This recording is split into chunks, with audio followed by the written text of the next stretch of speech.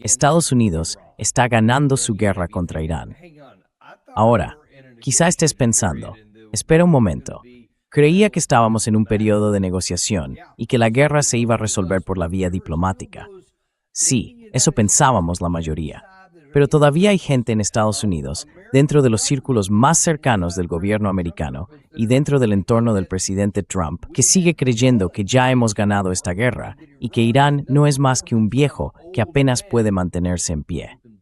Bueno, uno se pregunta, si eso fuera cierto, ¿por qué estamos haciendo diplomacia entonces? Pero claro, eso forma parte de la retórica. Cuando empiezas a mirar los fundamentos que hay detrás, ves que la parte iraní no parece vivir bajo la misma ilusión y que están avanzando en otros frentes, mientras nosotros seguimos hablando de una condición mítica que ni siquiera existe.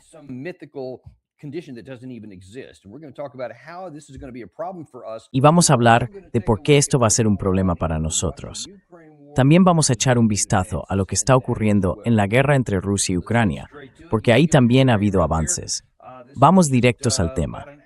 Lo que veis ahora mismo en pantalla ocurrió hace más o menos una hora. El presidente Trump ha anunciado que Irán ha solicitado una reunión. Y eso es importante aclararlo. No solo que vaya a haber una reunión, sino que Irán la ha pedido. Tendrá lugar mañana en Doha. Pero si miramos la otra cara de la noticia, hay otro titular que dice que Irán responde, ¿cómo? Trump anuncia una reunión en Qatar, pero Teherán dice que no hay nada previsto. Así que uno se pregunta por qué el presidente de Estados Unidos está diciendo que Irán ha solicitado una reunión que se celebrará en Doha.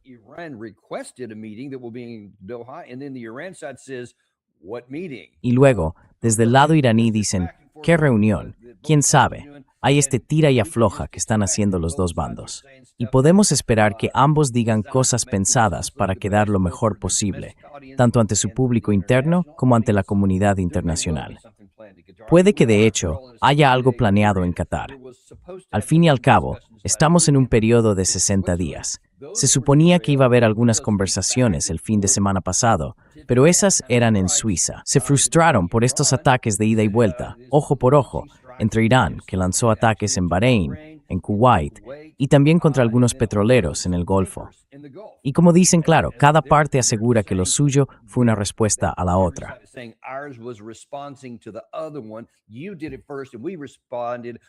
Vosotros lo hicisteis primero, y nosotros respondimos. Ambos bandos se acusan mutuamente de violar el alto el fuego. Pero es curioso, ninguno de los dos está siendo realmente agresivo con los objetivos que ataca. El lado estadounidense, en sus respuestas, afirma que golpeamos fábricas de misiles, almacenes de misiles y de drones, y todo ese tipo de cosas. Pero ya habíamos atacado todo eso antes. Recordad, todo lo que estaba en la superficie, lo destruimos hace mucho tiempo. Cualquier cosa que siga siendo operativa está bajo tierra. Probablemente no quede nada en la superficie. Quiero decir, ¿por qué iban a dejar algo al aire libre después de esos 15,000 ataques que lanzamos en los primeros 40 días? Parece bastante lógico pensar que no habríamos dejado intacta ni una sola fábrica de drones o de misiles sobre el terreno.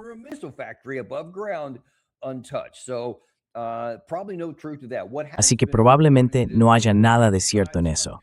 Lo que se ha informado es que hubo algunos lugares en la isla de Qeshm, y creo que se llama Sidik. Era otro sitio en Irán que fue atacado, una torre de comunicaciones, algo así. Algo más bien simbólico, nada importante, nada que vaya a provocar una gran represalia. Y por lo que parece, lo que los iraníes atacaron en Kuwait y Bahrein fueron también cosas sin importancia, quizá incluso volviendo a golpear algo que ya había sido alcanzado antes, solo para demostrar que por cada golpe de un lado hay una respuesta del otro. Así que no vamos a dejar nada sin planificar.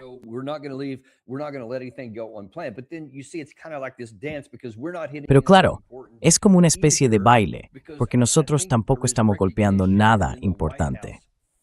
Creo que en la Casa Blanca por fin hay un reconocimiento de que no hay una solución militar para esto. De verdad, no la hay.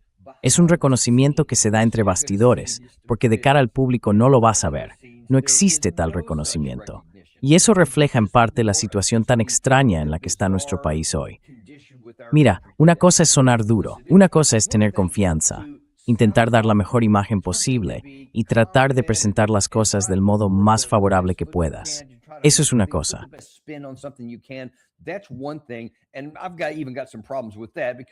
Y hasta con eso tengo algunos problemas, sobre todo cuando se trata de algo engañoso, poco claro o solo parcialmente cierto, y cosas así. Incluso yo tengo un problema con eso. Pero bueno, puedes apretar los dientes y aguantar. Ahora bien, es algo completamente distinto cuando lo que te dicen es pura ficción, sin nada de verdad. Y eso sí que engaña. Las únicas personas a las que engaña son los ciudadanos estadounidenses, la población occidental.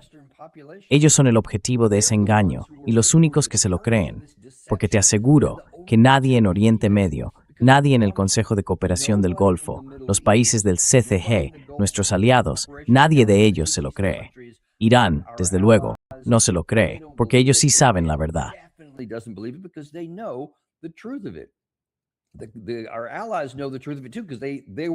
Nuestros aliados también conocen la verdad, porque ellos fueron quienes sufrieron las consecuencias de nuestro fracaso. Así que tampoco se dejan engañar por nada de esto. Y pronto veremos por qué eso empieza a tener otra ronda de consecuencias negativas para Estados Unidos. Vamos a entrar un poco en ese tema, porque probablemente el mayor problema al que nos enfrentamos ahora mismo es que Estados Unidos quiere saltarse toda la diplomacia y todo lo complicado. Queremos ir directamente a las armas nucleares, ¿verdad? A los conceptos de armas nucleares, porque eso es lo que el presidente Trump ha dicho desde el principio. Por eso fuimos a la guerra. Que nunca van a tener un arma nuclear, bla, bla, bla. Lo ha repetido 1000 veces.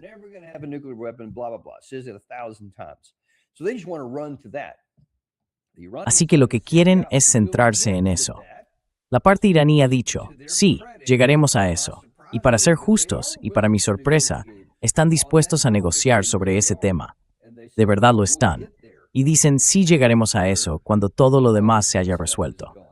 Así que siguen diciendo que el punto número 1 es el mismo punto número 1 por el que el presidente Trump firmó este acuerdo. Un alto el fuego en todos los frentes, incluido el del Líbano. Y eso tiene que mantenerse. Y por supuesto, ellos dicen, y la parte de Hezbollah en Líbano también lo dice, que eso incluye una retirada total del Líbano. Ahora bien, eso no es lo que dice el memorando de entendimiento. El memorando dice que tiene que haber un cese de hostilidades en todo el frente, en todos los frentes, incluido el del Líbano.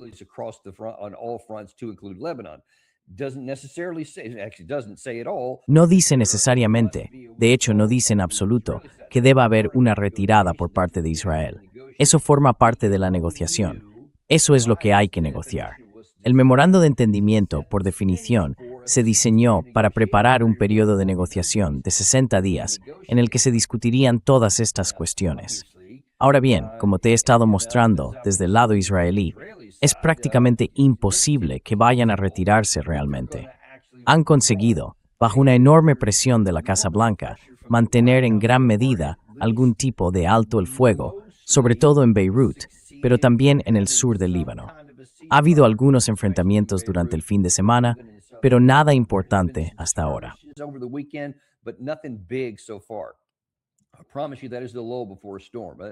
Te aseguro que esto es la calma antes de la tormenta. No veo ninguna posibilidad de que la parte israelí diga algo como, bueno, de acuerdo, esta vez os salís con la vuestra. Mientras consigamos tal cual y pascual de Estados Unidos, supongo que seguiremos adelante y os daremos esto. Nos retiraremos de aquí. Deberían hacerlo, y hay muchas razones muy prácticas para que Israel lo hiciera. Pero ahora mismo, no hay ninguna señal de que eso esté sobre la mesa para ellos. De hecho, algunas de las voces más agresivas y de derechas, y hay bastantes tanto en el gobierno israelí como en la población, se oponen rotundamente, con auténtica pasión.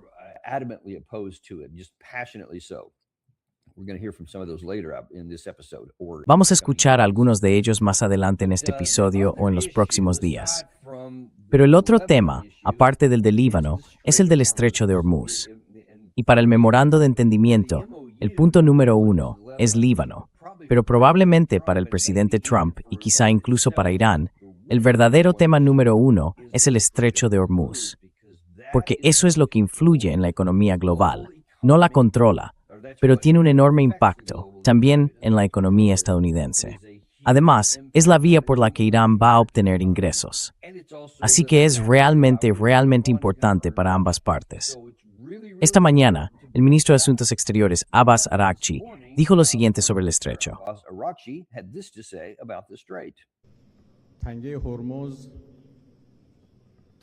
Tanque Hormuz, bajo liderazgo de Irán, estará en funciones durante 30 días y después de la publicación de los documentos, volverá a su situación anterior a la guerra.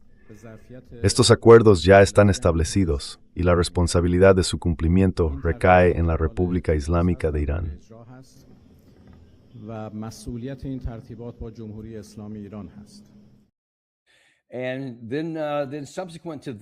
Y después de eso, también habló de algo que, según informó esta mañana Dropside News, dijo el viceministro de Asuntos Exteriores de Irán, que hoy se celebró en Mascate la primera reunión del Comité Conjunto de Hormuz, junto con el ministro de Estado para Asuntos Exteriores de Omán. En ese encuentro, ambos revisaron los asuntos actuales en el estrecho y debatieron sobre su gestión futura, tal como se establece en el párrafo 5 del memorando, y sobre los derechos soberanos de los estados costeros. Este paso refuerza el impulso de Teherán para gestionar conjuntamente la vía marítima con Omán, en coordinación con los países vecinos del Golfo, incluso mientras Washington insiste en que ningún país puede cobrar una tasa.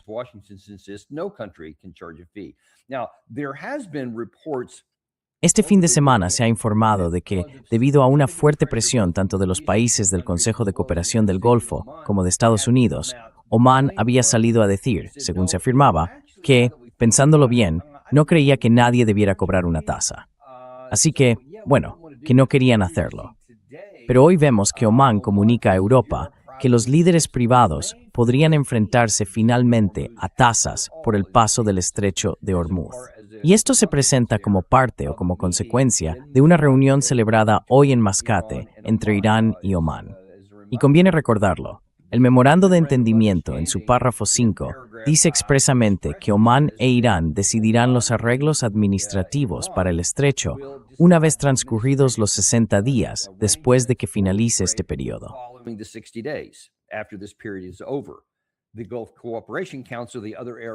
El Consejo de Cooperación del Golfo y los demás países árabes de la región participarán en un debate y en un diálogo.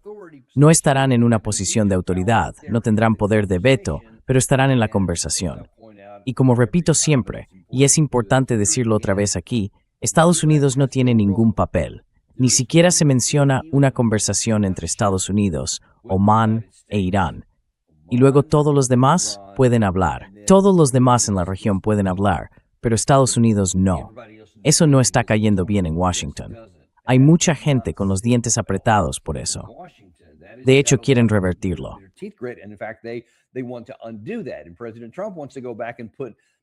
Y el presidente Trump quiere volver atrás y añadir más lenguaje del que aceptó en su momento. No sé si los asesores del presidente Trump no eran conscientes de lo que estaban firmando, o si simplemente no les importaba lo que firmaban. Puede que dijeran, vale, sé que Irán necesita que ese texto esté en el párrafo 5 para poder firmar esto, junto con el párrafo 11 y los demás. Lo firmamos, total, yo no me siento obligado por ello de todos modos. Pero eso no encaja con nuestro comportamiento con el presidente Trump desde 2018, y mucho menos con lo que estamos viendo en 2025 o 2026. Así que, en cierto modo, ese es nuestro modo de operar. Irán lo sabe perfectamente.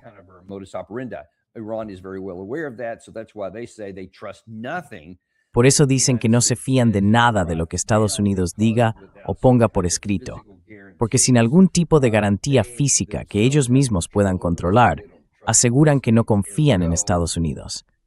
Así que siguen avanzando por el camino del estrecho de Hormuz. Van a decir, no, esto lo controlamos nosotros y no vamos a renunciar a esa ventaja. Esa es su principal base frente a Estados Unidos, por el impacto que tiene en nuestra propia economía y en la economía global. Y por tanto, también en la de todos nuestros aliados en Asia, en Europa, incluso en Sudamérica y en otros lugares. En realidad, en todas partes.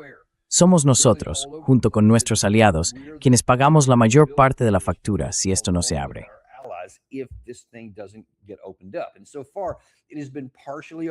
Hasta ahora ha estado parcialmente abierto, digamos. De hecho, creo que es este de aquí. No, perdón, es otro distinto. Una de las cosas que está diciendo la parte iraní es que según los términos, dentro de los 30 días posteriores a la firma del memorando de entendimiento, se volvería al acceso completo y abierto. Así que lo que dicen los iraníes es ahora tenemos acceso parcial, de acuerdo con lo establecido en el memorando, y dentro de esos 30 días, que sería más o menos el mes que viene, volverá a funcionar a plena capacidad. Y además añaden que, como el lenguaje del memorando no es del todo claro, los términos y los detalles de cómo se va a hacer, según su interpretación, y dado que tienen el control, ellos dicen que pueden decidirlo.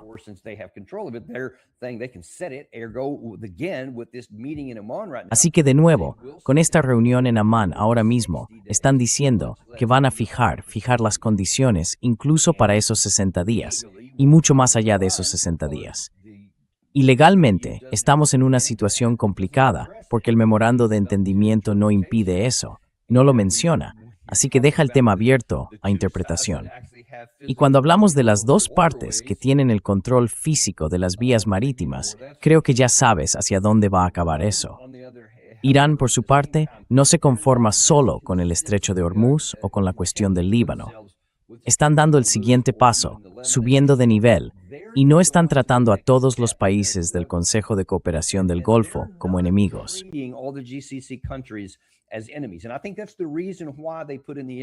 Y creo que por eso incluyeron en el memorando de entendimiento que habrá conversaciones con los países del Consejo de Cooperación del Golfo.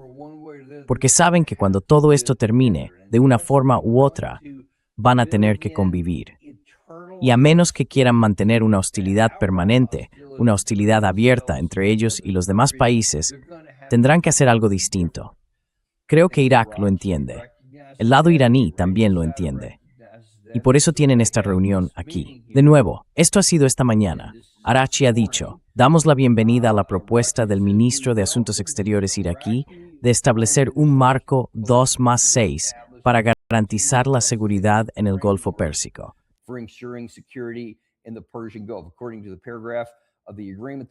Según el párrafo del acuerdo, la guerra en Líbano debe terminar, y la responsabilidad por los ataques del régimen sionista y la retirada de las zonas ocupadas recae en Estados Unidos, y todo eso, bla, bla, bla. Pero lo más importante es este marco de 2+6. Creo que los dos son Irán y Omán, y los otros 4 son los demás países del Consejo de Cooperación del Golfo. No estoy del todo seguro. Tengo que revisar los detalles. Podría ser el segundo caso, porque el estrecho de Hormuz era Omán. En este caso podría tratarse de Irán e Irak, y luego el resto de los otros 6 participantes también. Pero, en definitiva, lo que buscan es decir, oye, cooperemos todos. Tenemos que llevarnos bien aquí. Desde la perspectiva iraní, vosotros apoyasteis esta guerra contra nosotros. Todo eso, desde hace mucho tiempo.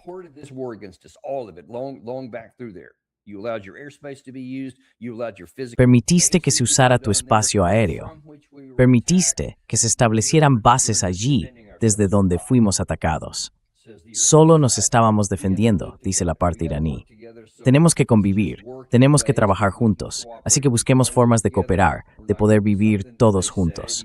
No vamos a hacer nada desmesurado, dicen los iraníes, pero va a haber un coste, va a haber una tarifa, porque eso es lo que tenemos que hacer, debido a los daños significativos causados por Estados Unidos como resultado de vuestro apoyo.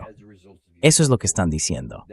Pero hay que entender que eso sería un trago amargo para muchos países del Consejo de Cooperación del Golfo. Aún así, puede que calculen que no es tan amargo como mantener todo cerrado, porque Irán sigue teniendo el control.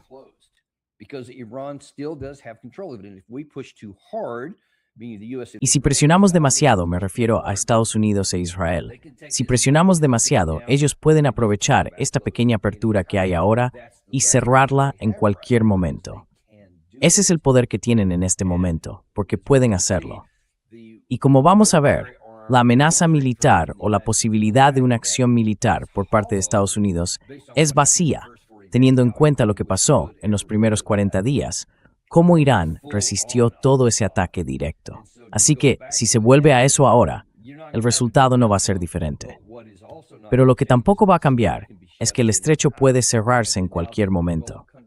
Y entonces, los países del Golfo van a seguir teniendo una posición financiera muy fuerte. Porque hay que entender que todo lo que ha ocurrido aquí es que Estados Unidos ha impuesto esta guerra sobre el lado iraní.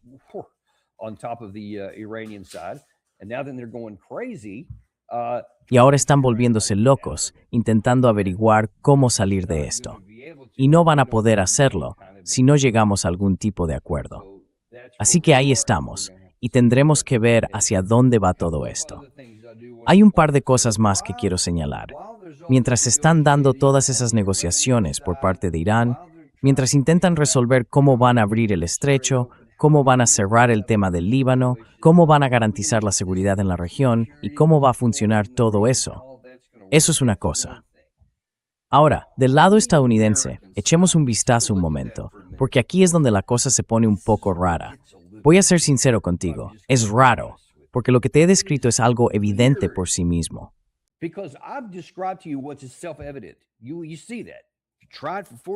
¿Ves eso?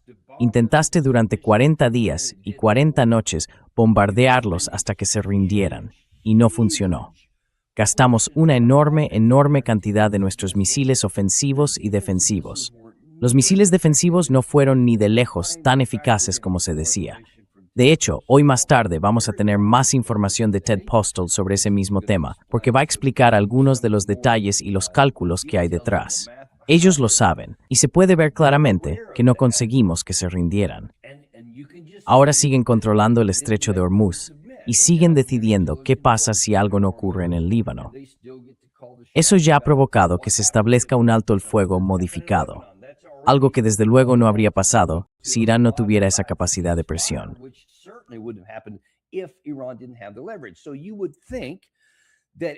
Así que uno pensaría que, lógicamente, su bando apretaría los dientes. Odiarían esa situación, pero tendrían que reconocerla, porque quiero decir, es real. No puedes simplemente inventarte tu propia realidad ahí. La realidad, la que es de verdad, se impone sobre ti. Al menos eso es lo que pensarías si fueras una persona normal. Pero parece que Estados Unidos sigue atrapado en una especie de mundo de fantasía. Y empezamos esta mañana en el programa Fox and Friends. Caroline Leavitt repitió algo que creo el vicepresidente Vance ya había dicho antes.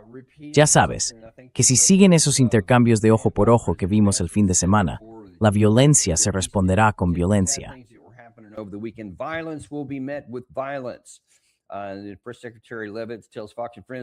La primera secretaria Leavitt dice en Fox and Friends que la administración Trump espera que la diplomacia con Irán tenga éxito, pero advierte que Estados Unidos está preparado para responder militarmente si se atacan los intereses del país. Y añade que el presidente, obviamente, quiere que el proceso de paz siga su curso. También señala que a los iraníes les convendría firmar un buen acuerdo con Estados Unidos, porque el presidente ha demostrado que no le tiembla la mano a la hora de usar el poder de nuestras Fuerzas Armadas. Lo ha demostrado. Eso es un hecho. Es una afirmación cierta. Ha demostrado no tener miedo, lo cual no significa que haya demostrado ser sabio al usar ese poder.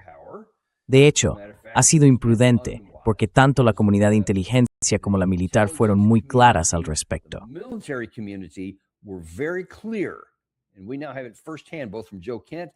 Y ahora lo tenemos de primera mano, tanto por Joe Kent como por Tucker Carlson en nuestro programa, que informaron personalmente al presidente de que eso no iba a funcionar, que no iba a tener éxito, que el ayatolá no iba a hacer que cayeran, que no podíamos destruir sus fábricas de misiles, que ellos tendrían el control del estrecho de Hormuz. Todo eso. Él lo sabía desde el principio, y aún así siguió adelante. Eso demuestra que cuando usa el poder militar, muy a menudo lo hace en una situación poco sensata. Así que ahora la pregunta es, si vuelve a hacerlo, ¿qué va a conseguir? Pues bien, ahí aparece un problema añadido, justo en el lado derecho de la pantalla.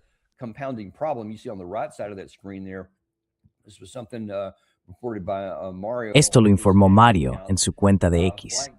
El seguimiento de vuelos muestra un enorme aumento de la actividad militar estadounidense en todo Oriente Medio entre el 18 y el 25 de junio. El Pentágono pasó una semana moviendo las piezas del tablero, llenando la región de carga pesada, nuevos interceptores y munición. Eso es lo que se está informando. Eso es lo que se está informando abiertamente. Pero cuando ves todo eso, y lo que aparece en pantalla, en el propio post, en un video, se ven muchos aviones militares estadounidenses yendo y viniendo. Bueno, esos son solo los aviones. Lo que al parecer algunos no han entendido es que se asumía que esos aviones estaban trasladando recursos hacia la región. Pero tengo una fuente bastante fiable, alguien que está allí, que me dice que en realidad esos aviones están sacando cosas de la región, que ya ha comenzado el proceso de redistribución.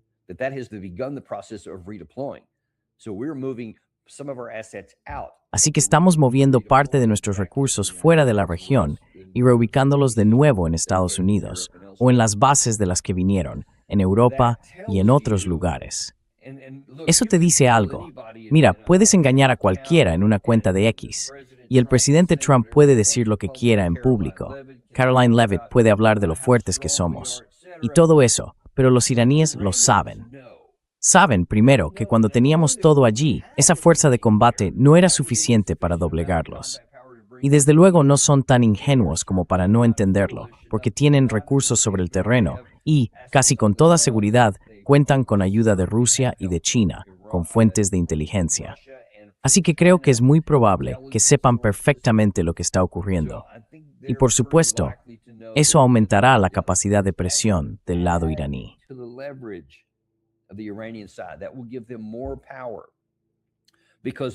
Eso les dará más poder, porque ahora saben que ese tipo de discurso de Caroline Leavitt funciona bien entre la gente de Fox que ve el programa. Pero también saben que es vacío, porque el poco poder que tuvimos en esos primeros 40 días ya se está desvaneciendo. En cambio, su poder defensivo no ha cambiado. Las montañas siguen ahí y tenemos menos misiles. Así que son conscientes de todo eso. Y ahora se sienten más seguros para hacer lo que quieren. Presionar a Israel en el Líbano, avanzar en el estrecho de Hormuz y seguir adelante intentando hablar con nuestros aliados y decirles, hay una forma mejor, amigos, una forma mejor de hacer esto que garantice vuestra seguridad a largo plazo. Eso sí, os costará una cuota aquí.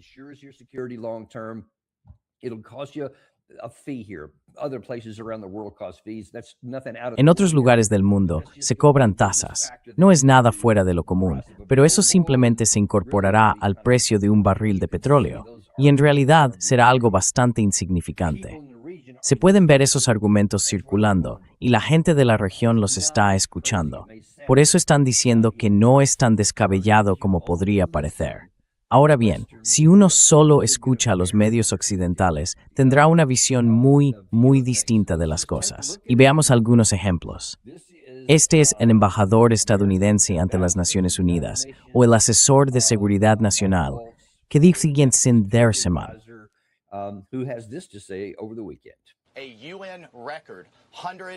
Un récord en la ONU. 143 países han estado de acuerdo con nosotros en que esto viola el derecho internacional. Incluso el gobierno chino ha dicho que no se pueden cobrar peajes ni tasas. Al parecer, Irán contaba con Omán, al otro lado del estrecho, para ayudarle a montar esta nueva infraestructura. Pero ahora, Omán ha rechazado la idea de los peajes o las tasas. Así que están completamente aislados. El presidente Trump no va a tolerarlo. Mientras tanto, seguimos sacando decenas de barcos cada día, y los precios mundiales del petróleo no solo se mantienen estables, sino que están bajando. Así que el intento de Irán de mantener al mundo y a su propia economía como rehenes está fracasando por completo.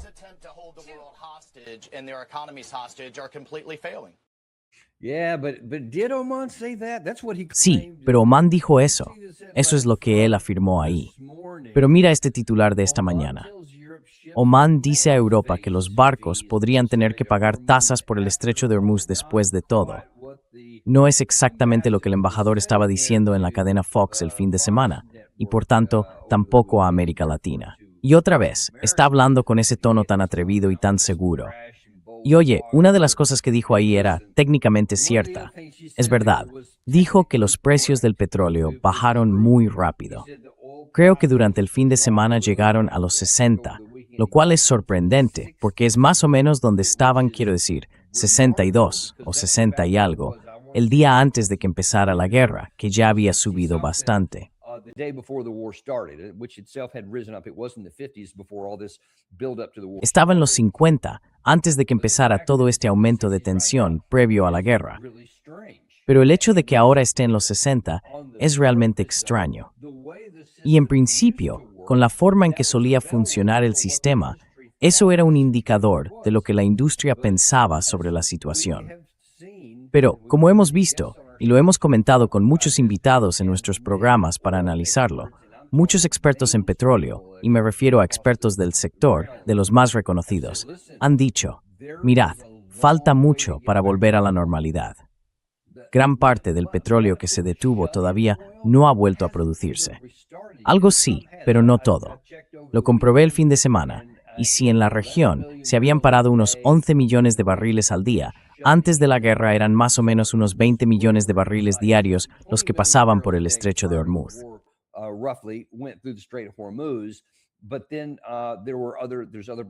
Pero luego hay otras rutas alternativas. Arabia Saudí tiene un oleoducto que cruza hasta el Mar Rojo. También hay algo que pasa por Omán, hacia el Golfo de Omán, que evita el estrecho, y así sucesivamente. Todo eso junto, más lo que se estaba filtrando, sumaba unos 11 millones de barriles que no estaban saliendo.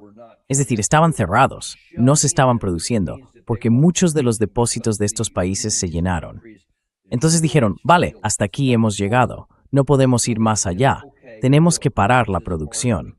Bueno, pues eso ya se ha reactivado, llegó a unos 11, algo y luego bajó a 9, algo durante el fin de semana. Así que están empezando a moverlo de nuevo.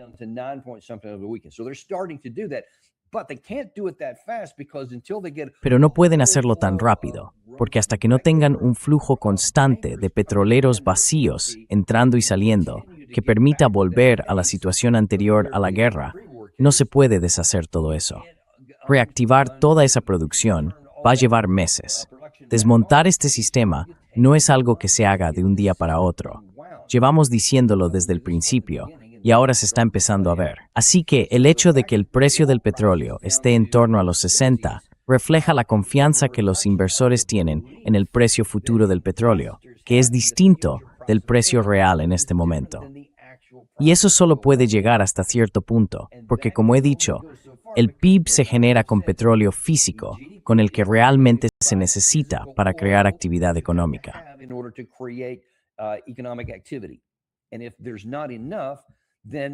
Y si no hay suficiente, entonces no vas a poder producirlo, sea cual sea el precio allí.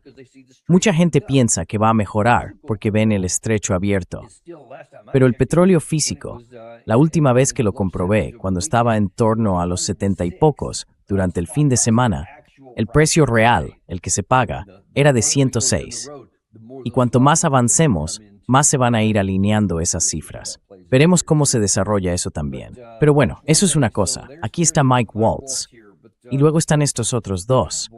Aquí hay un par del gobierno de Estados Unidos. El senador Marshall llega a decir que básicamente hemos ganado la guerra, tío. El secretario Rubio declaró que la guerra ha terminado. Pero anoche, Estados Unidos lanzó nuevos ataques dentro de Irán. Si el país sigue bombardeando Irán después de 120 días de conflicto, ¿cómo puede el gobierno de Trump afirmar de forma creíble que la guerra ha terminado? Voy a seguir centrado en los mismos objetivos de siempre.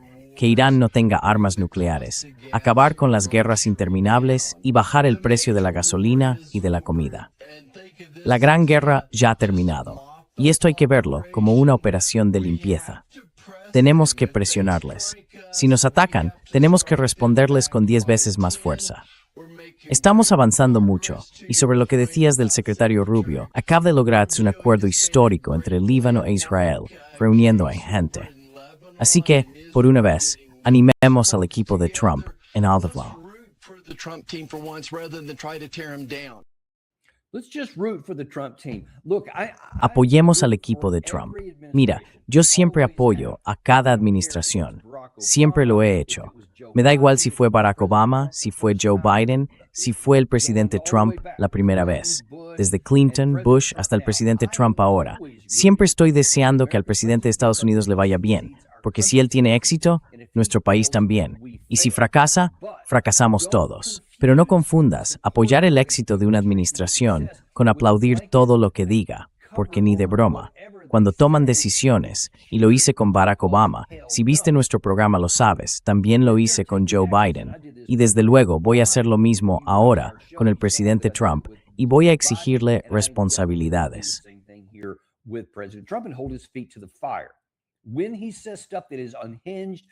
Cuando dice cosas que son desequilibradas, que no son ciertas, que hacen daño a Estados Unidos, lo vamos a señalar. Y cuando hace cosas buenas para el país, cuando toma decisiones positivas, también se lo reconocemos. Lo hemos hecho con todos los presidentes y vamos a seguir haciéndolo. Pero el senador Marshall lo que intenta decir es, no, vamos a mezclarlo todo. Hay que animar al presidente Trump, pase lo que pase. Así que dejemos de trabajar en su contra. No, no se trata de trabajar en su contra. Se trata de señalar las malas políticas. Y cuando se mantiene esa ficción de que ya hemos ganado la guerra y solo estamos limpiando los restos, ¿qué significa eso realmente?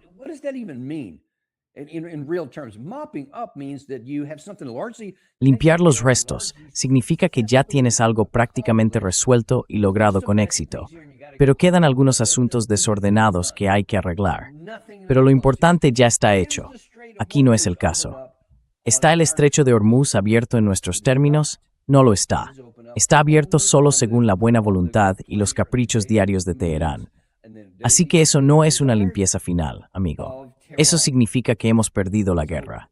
Lo mejor de nuestras Fuerzas Armadas no pudo obligar a Irán a cumplir, hasta el punto de que tuvimos que aceptar un alto el fuego y luego pedir un memorando de entendimiento. Si lo que él dijo fuera cierto, desde el punto de vista militar, que esto es solo limpiar los restos, no habría ningún memorando de entendimiento. Solo habría condiciones de rendición.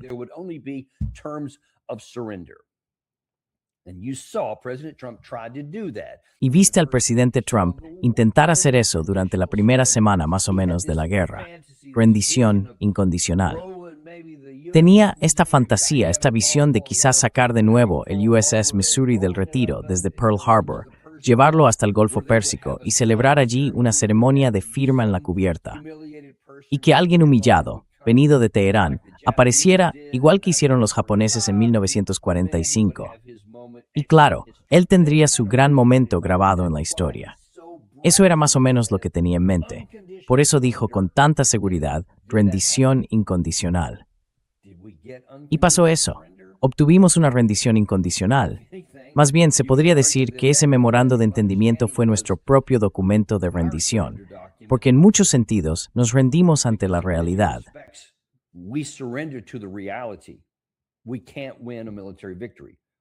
No podemos ganar una victoria militar. No podemos abrirnos camino al éxito matando. No podemos destruir vuestras instalaciones, porque vuestra previsión y 20 años de preparación de instalaciones subterráneas han hecho que incluso lo mejor de nuestros recursos militares sea insuficiente. Aceptamos esa realidad. Seguimos teniendo nuestro poder. No hemos sido derrotados militarmente. Nuestros aviones, nuestros tanques, nuestros barcos, nuestras tropas, todo eso sigue ahí. Todavía lo tenemos todo. Así que estrictamente hablando, no hemos sido vencidos, pero sí lo han sido nuestros objetivos. Esa es la realidad. Ahora, esperamos que la gente empiece a reconocerlo. Pero vaya, ese era el senador Marshall. Y este de aquí, del senador Kennedy, está en una categoría completamente distinta. Es casi, pero no del todo, casi territorio de Lindsey Graham.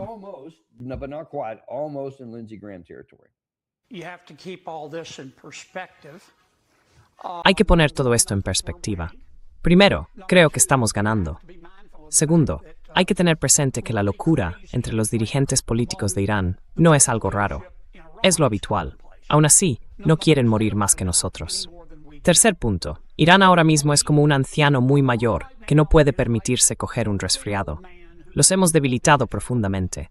Por eso fuimos allí. Tienen 3 ruedas en el suelo y el eje arrastrando. Así que, cuando la prensa dice que ellos tienen todas las cartas, se equivoca. Holding all the cards, they're wrong. Are they wrong though? Pero se equivocan. No tienen todas las cartas. Eso está claro desde el principio. Nosotros también tenemos algunas. Sin duda tenemos una influencia importante. Pero ellos tienen las que realmente cuentan. Tienen el as bajo la manga. Nosotros quizá tengamos un par de figuras, algunos 8, 9 y 10. Así que no es que no signifique nada, pero en conjunto, sumando todo, no podemos superar sus cartas. Ellos tienen el estrecho de Hormuz, tienen instalaciones de misiles, tienen bases de drones que no podemos destruir, y nuestra defensa aérea no puede derribar todo lo que ellos lancen.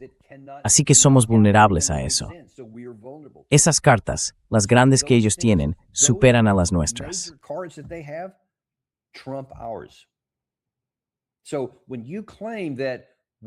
Así que cuando dices que tenemos todas las cartas o que ellos no las tienen, te equivocas, porque las cartas que hay en ambos lados de la mesa son mejores del lado iraní, te guste o no.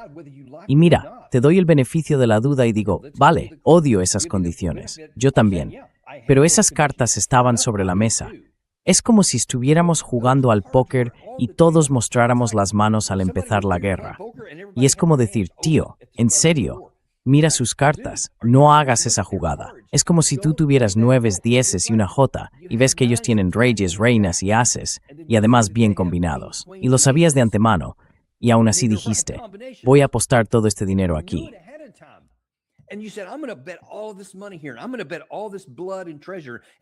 Voy a apostar toda esta sangre y este dinero, y voy a sacrificar las vidas de mis tropas sabiendo que no va a funcionar, sabiendo cuáles son sus cartas. Eso fue lo que hicimos. Y luego, en lugar de reconocerlo y decir, vale, pues cautericemos esta herida, cerremos esto, acabemos con este triste asunto y pasemos a lo siguiente, limitando el daño a lo que ya está hecho. En lugar de hacer eso, hacemos lo que estos buenos señores aquí, el senador Marshall, el senador Kennedy, el embajador Waltz, siguen haciendo, mantener la ficción. Caroline Levitt sí, claro. Somos como el padre aquí y vamos a castigar al niño rebelde si no hace lo que decimos.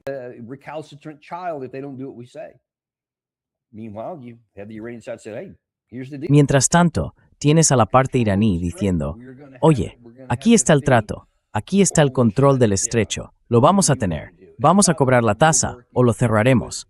¿Qué queréis hacer? Y por cierto, estamos trabajando con vuestros aliados, tanto en el mundo como en la región, para intentar crear otro activo, otra relación, que cuando todo esto termine, sea mejor para ellos y más segura para ellos, en un nuevo escenario donde no tengan que ver su país atacado por haber apoyado a Estados Unidos contra Irán. De lo contrario, Irán dijo, mirad, no os atacamos durante 47 años y nunca lo habríamos hecho de no ser por esto. Es un argumento convincente.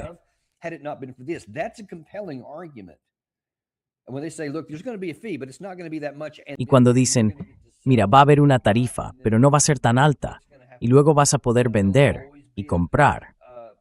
¿Qué va a pasar con eso? Pues siempre quedará en el fondo de sus mentes esa idea de que Irán podría cerrarlo en el futuro. Pero eso es algo con lo que habrá que lidiar, porque ya hemos abierto esa caja de Pandora y no se puede volver a meter al genio en la botella, por así decirlo. Son cosas que ahora van a ser permanentes. No se puede escapar de eso. Pero sí se pueden hacer cosas que tengan sentido, y es probable que Irán lo haga, porque tiene incentivos, tiene motivación, ya que no tiene todas las cartas. Otros países también tienen cartas. Estados Unidos tiene cartas.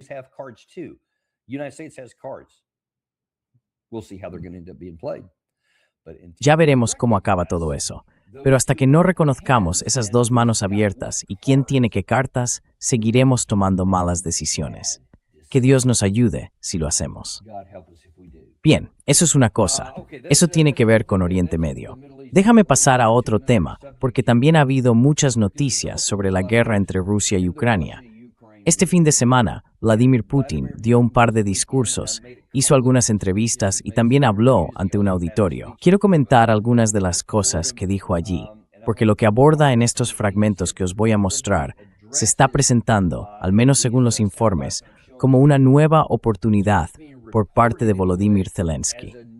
Eso es lo que se ha publicado, y hasta ahora es lo que ha afirmado la parte rusa.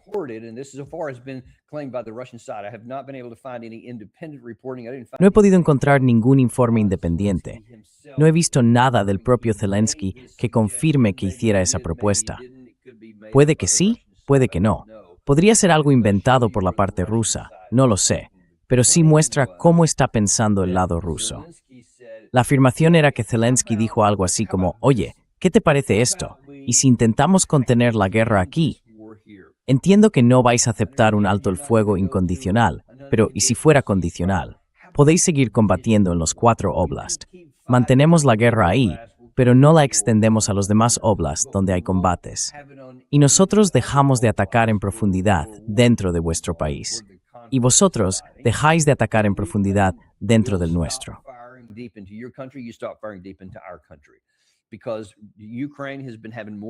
Porque Ucrania está teniendo cada vez más éxito atacando objetivos más profundos dentro de Rusia, objetivos más importantes y logrando alcanzarlos. Por mucho que Rusia diga que está derribando drones y misiles, según la mayoría de las fuentes, probablemente una parte significativa de ellos sigue entrando. Ahora hay tantos ataques y con capacidades que hacen que todavía un porcentaje consiga pasar. Y cuando impactan, el golpe es fuerte y están causando daños considerables. Putin, el fin de semana, reconoció parte de eso. Dijo, sí, están consiguiendo pasar, están haciendo daño y han causado problemas. Añadió que eso no va a suponer ningún problema en la línea del frente, que es lo que yo ya había dicho que era probable. Y de nuevo, él diría eso, sea verdad o no, a su propia gente. Tiene los mismos problemas de comunicación que muchos otros tenemos.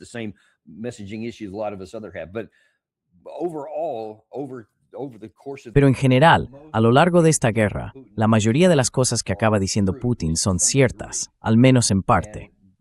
Y esto me parece que también va por ahí.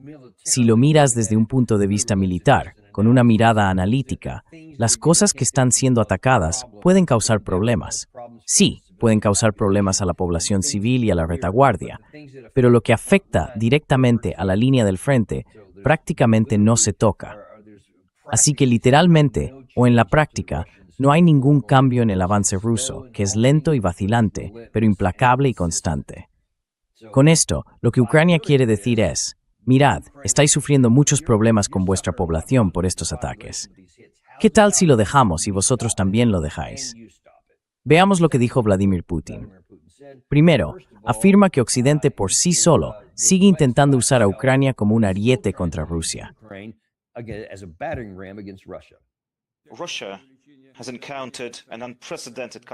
Rusia se ha enfrentado a un tipo de presión sin precedentes por parte de las élites occidentales. Querían infligirnos una derrota estratégica en el campo de batalla. Querían desestabilizar nuestra sociedad, pero fracasaron en todo. Aún así, siguen financiando al régimen de Kiev, que utilizan como ariete para destruir a Rusia.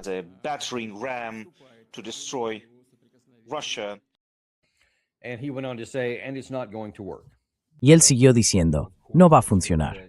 ¿Qué otra cosa iba a decir? Claro, eso es justo lo que cabe esperar del presidente ruso. Pero también hay que dejar a un lado sus palabras y mirar el conjunto de lo que está pasando aquí. Durante 4 años y medio, Occidente ha hecho exactamente lo que él dijo, y además de forma abierta. No se ha ocultado en ningún momento. No creo que se oculte ahora.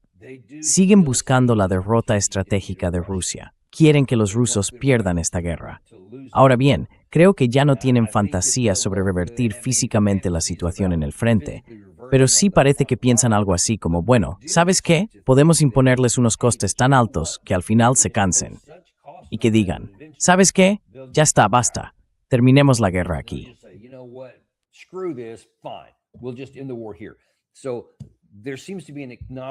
Parece que hay un reconocimiento y una aceptación, tanto entre los ucranianos como entre los europeos, de que si logran poner fin a la guerra en la línea de contacto actual, eso se considerará una victoria estratégica.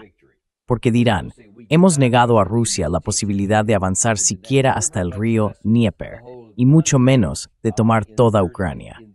En ese relato, el lado ucraniano y el europeo dirían que Zelensky ha resistido el mayor ataque de todo el ejército ruso, con todo lo que pudieron desplegar, misiles, drones, tropas, todo. Y que a pesar de eso, resistieron y le impidieron alcanzar su objetivo. Y eso sería una gran victoria. Si las cosas acaban así, hay motivos de peso para considerarlo una victoria estratégica.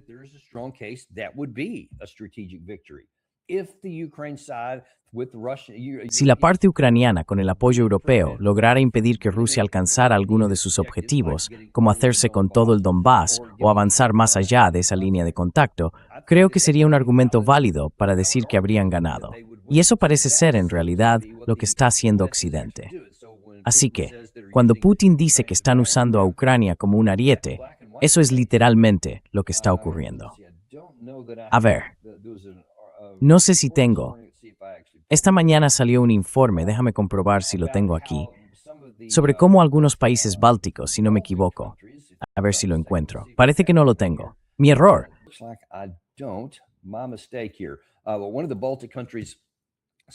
Pero uno de los países bálticos dijo, oye, es un pequeño precio a pagar si algunos drones ucranianos se desvían y atraviesan nuestro espacio aéreo. Los países de la OTAN decían, es un precio pequeño. Bueno, claro, así no es como lo ve Rusia. Rusia no lo ve como un simple dron perdido de vez en cuando. Lo interpreta como que los países de la OTAN están permitiendo deliberadamente que Ucrania use su espacio aéreo para atacar objetivos en territorio ruso. Por tanto, según la versión rusa, según su definición, eso significa que eres un participante directo en el conflicto. Vladimir Putin lo ha dicho. Sergei Lavrov también lo ha dicho en los últimos días, y afirman que no van a permitir que eso continúe, que eso tiene que terminar de una forma u otra.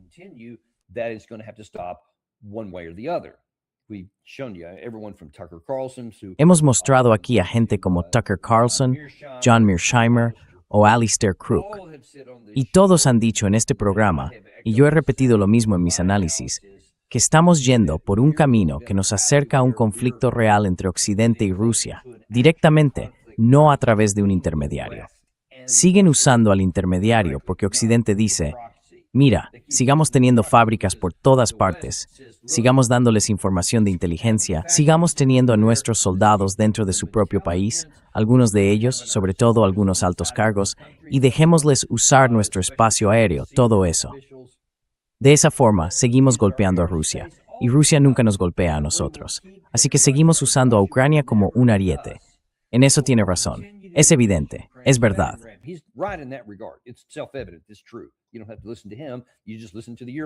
No tienes que escucharle a él. Escucha a los europeos, porque son ellos los que presumen de eso.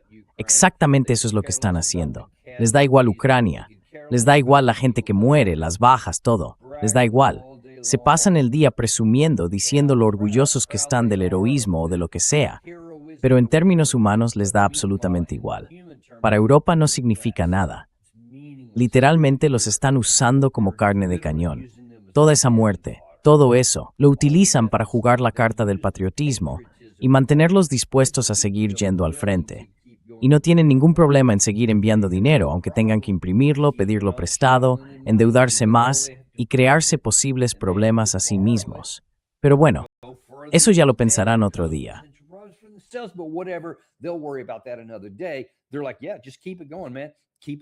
Dicen algo así como, sí, sigue adelante, tío. Sigue dándoles munición, sigue dándoles armas. Activa el programa Pearl, el Pearl, donde Estados Unidos va a seguir metiéndose. Marco Rubio, a principios de este mes, dijo, sí, fuimos con todo. Ya no intentamos buscar un acuerdo negociado. Hemos renunciado a eso. Trump ha dicho que va a llegar y resolverlo en 24 horas. Pues bien, eso ya no cuenta. Hemos elegido un bando, es Ucrania. Así que ahora estamos completamente dentro. Todo Occidente está metido contra Rusia. Entonces, ¿qué debería hacer Rusia? Déjame hacerte esa pregunta. Y sé sincero, ya sé lo que tú quieres que haga Rusia, pero no es eso lo que te pregunto. ¿Qué harías tú si estuvieras en el lugar de Rusia?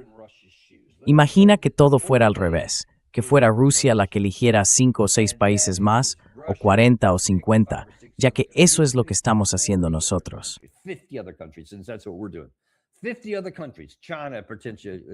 50 países más, con China posiblemente incluida. Y lo mismo con Ucrania, que está jugando a su favor, pero esta vez son todos ellos usándolo contra Europa Occidental.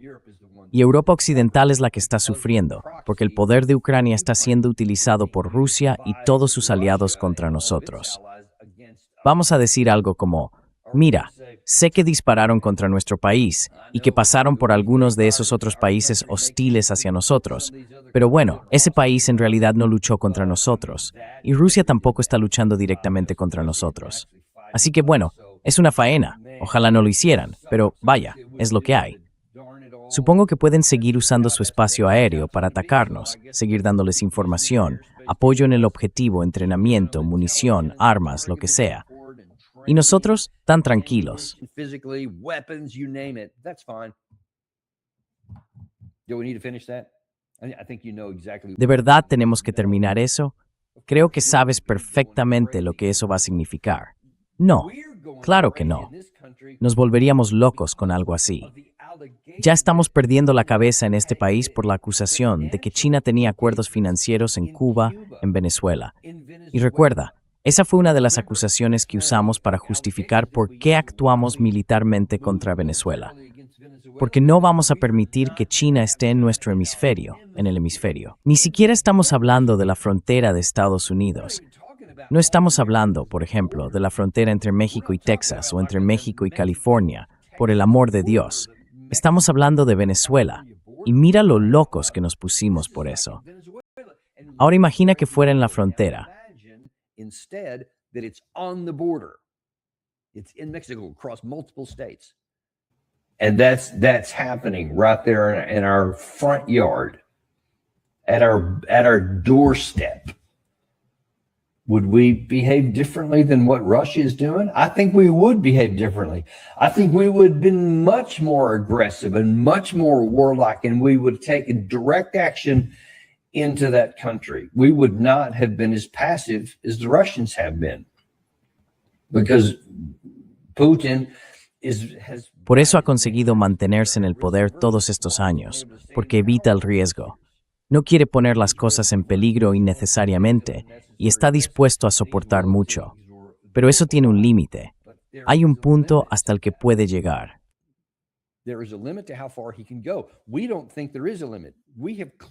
No creemos que haya un límite. Hemos llegado claramente a la conclusión de que no existen líneas rojas. Mientras no lancemos un misil desde suelo alemán hacia suelo ruso, creemos que no hay problema. Y los británicos, mientras no salga de Londres ni despegue de una base de la RAF para aterrizar en algún lugar de San Petersburgo, también piensan que no hay problema. Así que podemos tomar ese mismo misil que podría lanzarse desde territorio británico. Lo transportamos, lo cargamos y lo colocamos en algún punto de Kiev y desde allí lo lanzan. Y entonces todo está bien. Es decir, el mismo misil británico Storm Shadow no se lanza desde Londres, se lanza desde Kiev. Y eso está bien.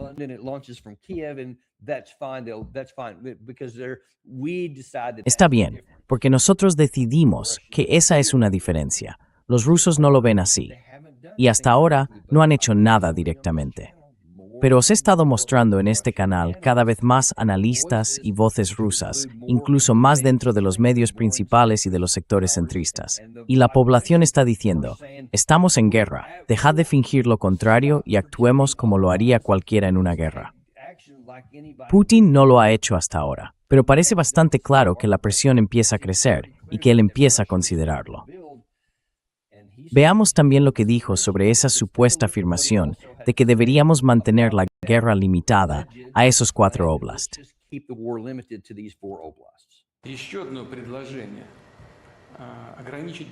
Otra propuesta para limitar las hostilidades, atención, a solo 4 territorios.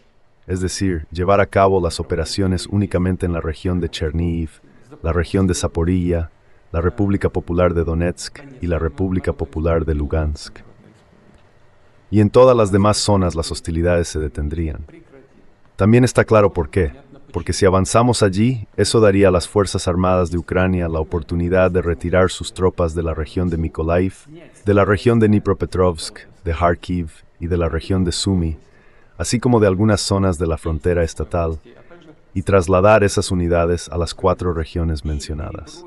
En una situación de falta catastrófica de personal, Estados Unidos probablemente cree que eso podría ser su salvación. Pero salvar al régimen de Kiev no forma parte de nuestros planes. Спасение. Но спасать киевский режим в наши планы не входит.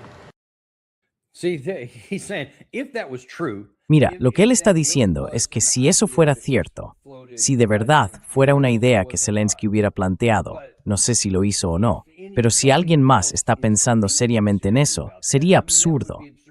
Es casi tan absurdo, de hecho se podría decir que igual de absurdo, que la petición del año pasado de un alto el fuego incondicional que intentaba conseguir el presidente Trump y que también intentaba conseguir Europa. Un alto el fuego incondicional en todos los frentes. Como diciendo, dejemos de luchar y empecemos a hablar. Y así revemos esto. Llamémoslo la línea de contacto actual. Detengamos los combates justo ahí. call it the current line of contact. Let's just stop the fighting right there and let's start chatting about this and see if we can get it. Well, of course, Vamos a empezar a hablar de esto, a ver si conseguimos entenderlo. Bueno, claro, los rusos no tenían ningún interés en eso. Por eso llevamos diciendo desde el principio que sería absurdo por parte de Rusia. Están en el bando ganador. Tenían ventaja con los drones, al menos en aquel momento. Ahora probablemente estén más o menos igualados, pero sigue siendo algo potente en ambos lados. Así que no es necesariamente algo positivo, es más bien algo neutral. Es malo para los dos bandos en lo que respecta a los drones.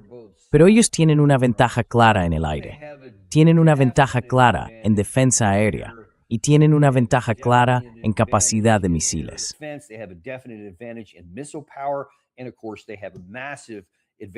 Y por supuesto, tienen una enorme ventaja en personal y en capacidad industrial para mantener esto indefinidamente. A largo plazo, Ucrania no tiene nada de eso, así que sería irracional, ilógico y una tontería que la parte rusa dijera, vale, de acuerdo, dejamos de luchar, porque eso solo beneficiaría a Ucrania.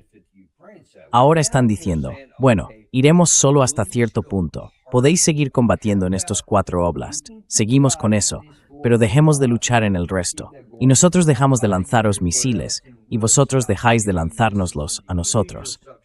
Eso también beneficiaría a Ucrania porque, como señaló Putin, es evidente que ellos ocuparían las zonas donde están todos esos combatientes en los otros frentes.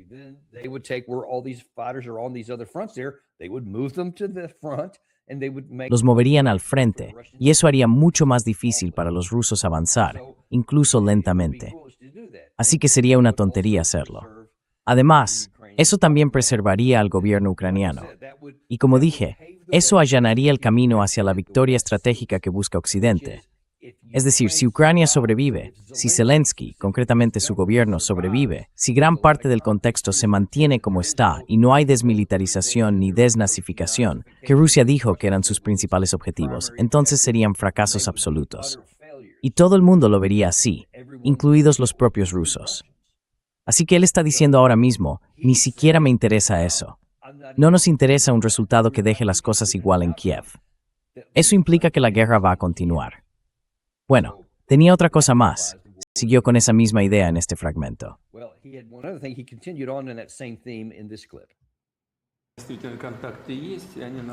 Hay contactos y están establecidos en varias direcciones, en varias líneas. No hay ningún secreto en eso. Hay nuevas propuestas. Bueno, la propuesta de reunirse con el jefe del régimen en Kiev, esas propuestas son bien conocidas. La petición de detener las hostilidades, al menos por un corto tiempo a lo largo de la línea de combate, tampoco es ninguna novedad. Pero hay nuevas propuestas y estoy dispuesto a mencionar algunas de ellas. Por ejemplo, para detener los ataques en profundidad dentro del territorio de ambas partes. Y está claro por qué se hace esta propuesta. Porque nuestros contraataques en el interior del territorio de Ucrania son mucho más potentes, más sensibles y digamos más destructivos, y provocan consecuencias realmente graves para Kiev.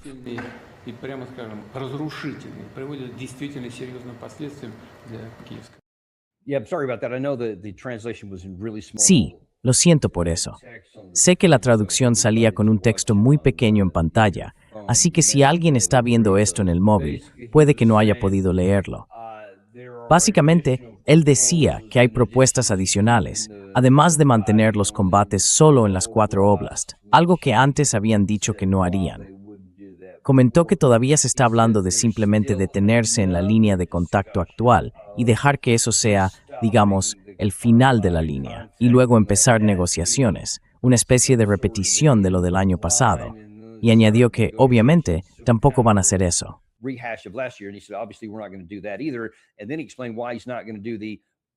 Y luego explicó por qué no va a aceptar eso de dejaremos de disparar en profundidad contra tu país si tú dejas de disparar en profundidad contra el nuestro. Porque el lado ruso tiene muchos más medios para lanzar misiles y drones contra Ucrania a lo largo de todo su territorio. Además, Ucrania es un país mucho más pequeño, tanto en extensión como en población. Así que Rusia no necesita alcanzar tantos objetivos. Y Ucrania cuenta con muchas menos defensas antiaéreas, por lo que muchos más de esos misiles van a lograr pasar. Así que para Rusia, siendo un país mucho más grande, pueden decir, bueno, de todos modos no vais a poder golpear tanto, porque nosotros estamos derribando un porcentaje mayor que vosotros.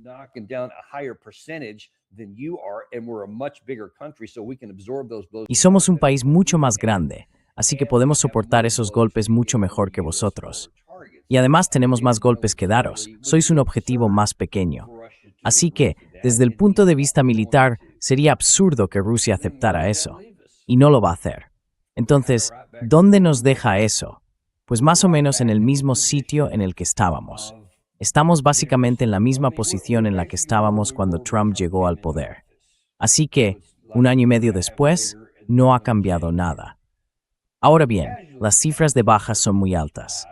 Los rusos han sufrido muchas más bajas en esos 18 meses, pero según la mayoría de los informes independientes, el lado ucraniano ha sufrido muchas más.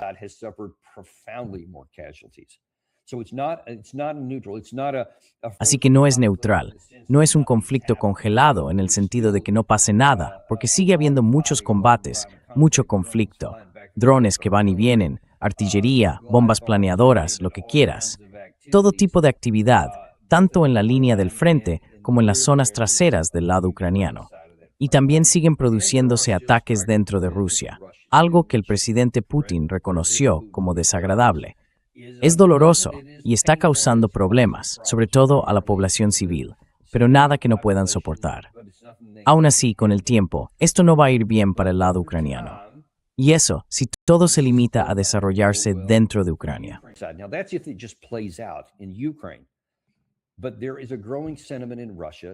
Pero hay un sentimiento creciente en Rusia que sigue diciendo, estamos hartos de esto, de tener una o las dos manos atadas a la espalda frente al enemigo real, que para los rusos es Europa Occidental.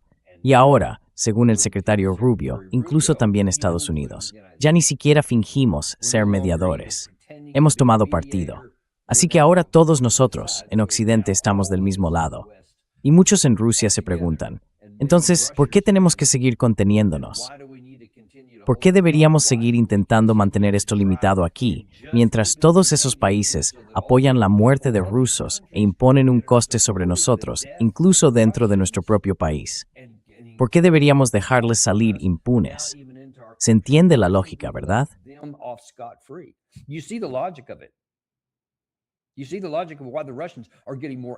¿Entiendes la lógica de por qué los rusos están cada vez más enfadados con esto? Porque toda Europa está saliendo indemne.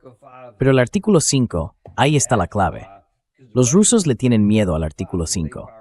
Si lanzaran un solo misil contra cualquier país de la OTAN y alcanzaran una instalación militar, una fábrica, un centro de mando o lo que sea, eso significaría una guerra nuclear total. Y Rusia nunca haría eso. Nunca.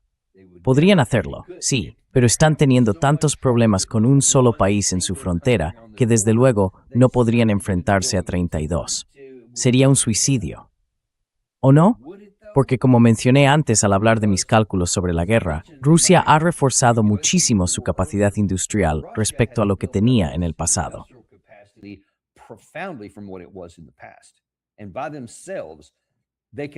Y por sí mismos ya han estado acumulando todos los recursos clave para la guerra.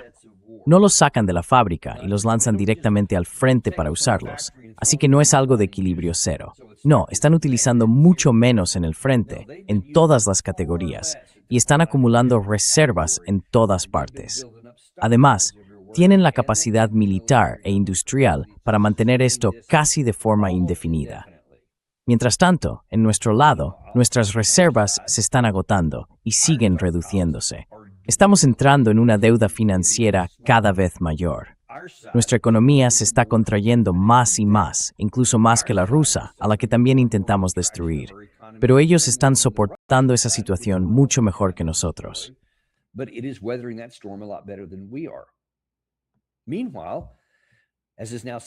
Mientras tanto, como ya es evidente, la capacidad de defensa aérea de nuestro lado está muy lejos de lo que la gente decía que era. Lo vamos a comprobar dentro de más o menos una hora, cuando Ted Post entre en más detalles sobre ese tema. Tiene información nueva que compartir. Y luego está la cuestión del verdadero significado del artículo 5. La creencia, sin analizarla, es que un ataque contra uno es un ataque contra todos, y que automáticamente los 32 miembros, incluidos los Estados Unidos, se enfrentarían a Rusia. Pero eso nunca ocurriría. Ahora bien, ¿y si el cálculo del lado ruso es, ¿lo harían de verdad? Porque se puede ver que muchos de esos países, ya sean los Bálticos, Polonia, Rumanía, Francia, el Reino Unido o Alemania, podrían decir, espera un momento.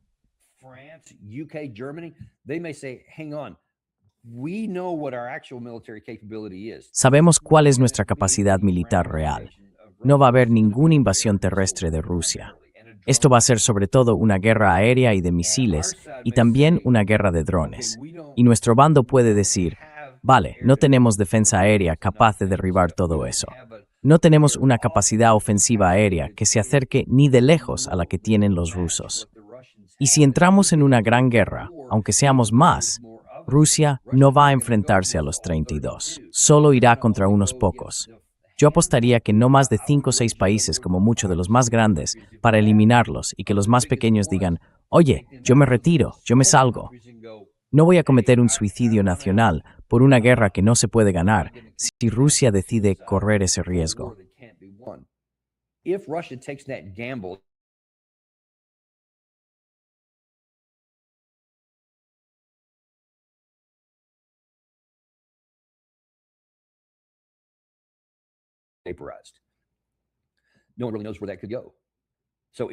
Nadie sabe realmente a dónde puede llevar eso.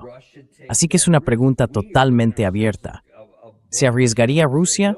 Nos estamos dando un cheque en blanco y diciendo, no, nunca lo harán, ni lo pienses. Simplemente seguimos adelante. Seguimos usando a Ucrania como un ariete. Como dijo Putin, sí, le toca lo peor, porque vamos a seguir haciéndolo, ya que tenemos una especie de carta para librarnos de todo. O ni siquiera llegamos a entrar en la cárcel. Se usan como un escudo impenetrable.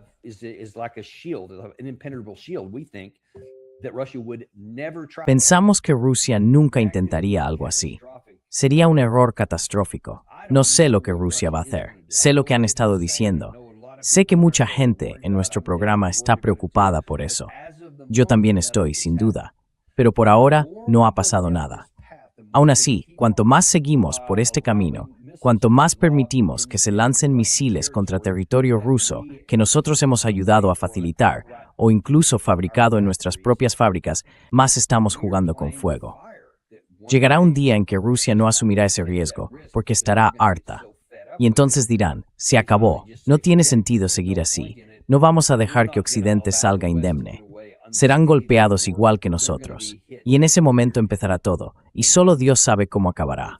Casi con toda seguridad será malo para todos, para Rusia, para los países europeos, para Estados Unidos, para nuestros intereses, para todos.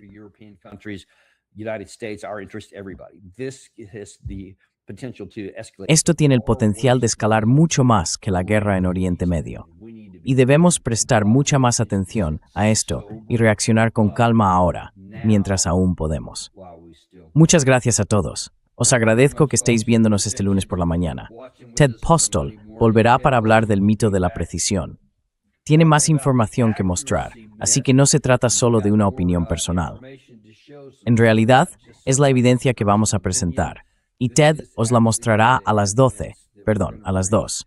Y luego a las 2, Ana Kasparian estará con nosotros para dar su punto de vista sobre muchos de estos temas. También analizaremos algunas situaciones del lado iraní que son distintas de las que vimos esta mañana. No os perdáis ninguna de las dos. Nos vemos entonces en el programa Daniel Davis Deep Dive. Don't miss both of those. We'll see you then on the Daniel Davis Deep Dive. Sabes, no tenemos patrocinadores porque odiamos bombardearte con anuncios. Ads, I don't like them. No me caen bien. Es animal por favor. Suscríbete, dale en vista y me envisa a quienes en apacias. You care about.